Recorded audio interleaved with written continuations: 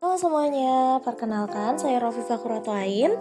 Pada kesempatan ini saya akan membahas tentang permasalahan konstruktif yang dihadapi oleh para matematikawan pada zaman kuno, khususnya yang berkaitan dengan keterbatasan metode dan alat dalam geometri klasik. Dalam sejarah matematika, para matematikawan awal tidak hanya tertarik pada angka, tapi lebih pada bagaimana membangun bentuk geometris secara presisi menggunakan alat-alat yang sederhana.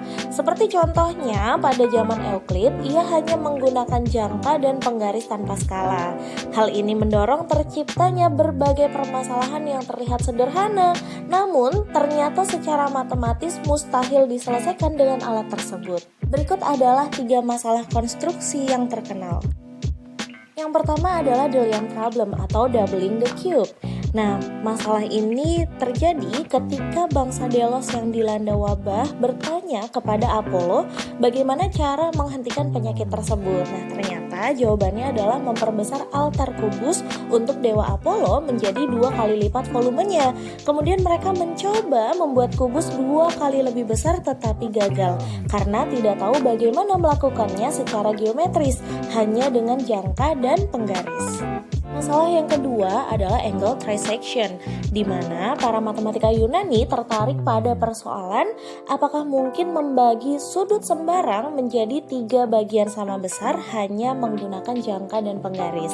Meski ini tampak sederhana, namun ternyata mustahil dilakukan secara umum dengan alat konstruksi klasik.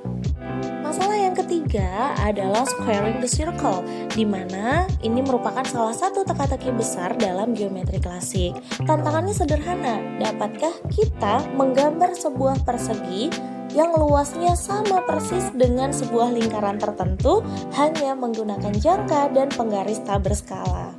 Secara matematis, ini membutuhkan konstruksi akar dari pi. Nah, karena pi adalah bilangan transendental, maka membangun panjang akar pi tidak dapat dilakukan secara klasik.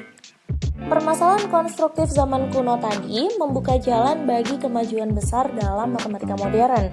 Meskipun mustahil diselesaikan secara klasik, ketiga masalah ini justru memicu munculnya bidang-bidang baru seperti teori medan, geometri aljabar, dan logika formal. Demikian yang dapat saya sampaikan, ada kurangnya mohon maaf, terima kasih.